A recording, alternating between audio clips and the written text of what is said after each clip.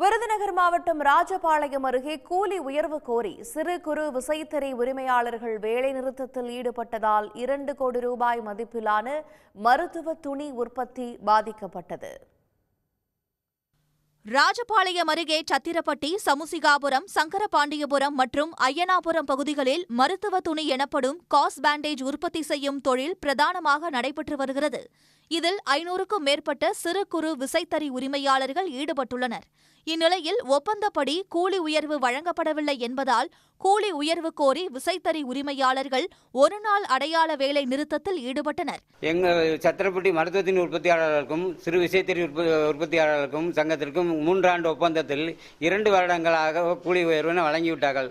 இந்த 3வது வருட ஒப்பந்தத்திற்கு 1 மாத காலமாக இன்னும் கூலி உயர்வு வழங்காத காரணத்தால் தொழிலாளர்கள் மற்றும் இதை சார்ந்த தொழில் சார்ந்த எல்லாரும் தொழில் இழப்பீடும் வந்து கொண்டு இருக்கிறது.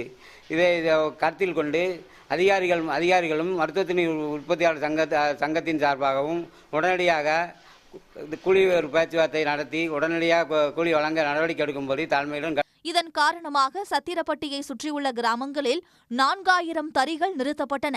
3000த்திற்கும் மேற்பட்ட தொழிலாளர்களுக்கு 12 லட்சம் ரூபாய் வரை கூலி இழப்பு ஏற்பட்டது. மேலும் தறிகள் இயங்காததால் 2 கோடி ரூபாய் மதிப்பில் மருத்துவ துணி உற்பத்தியும் பாதிக்கப்பட்டது. உடனுக்குடன் செய்திகளை தெரிந்து கொள்ள சன் நியூஸ் பெல் ஐகானை கிளிக் பண்ணுங்க.